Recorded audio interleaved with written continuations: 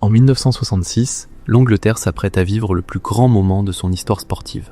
Pour la première fois, la Coupe du Monde se joue sur son sol. Dans tout le pays, la fièvre monte. Les stades se remplissent dans les rêves de millions de supporters. Mais quelques mois avant le coup d'envoi, l'impensable se produit. Le trophée Jules Rimet, symbole ultime du football mondial, disparaît. Volatilisé, arraché à son exposition en plein cœur de Londres, sous les yeux de personne. La police mobilise ses meilleurs enquêteurs. Les journaux s'emballent, toute une nation retient son souffle. Les jours passent, aucune piste, aucun suspect sérieux. Et l'angoisse, elle, ne fait que grandir. Puis, un dimanche ordinaire, dans un quartier calme du sud de Londres, un homme promène son chien. Un bâtard sans pédigré, sans médaille, sans grande histoire. Il s'appelle Pickles. Soudain, l'animal s'arrête, renifle les buissons, creuse légèrement sous une haie.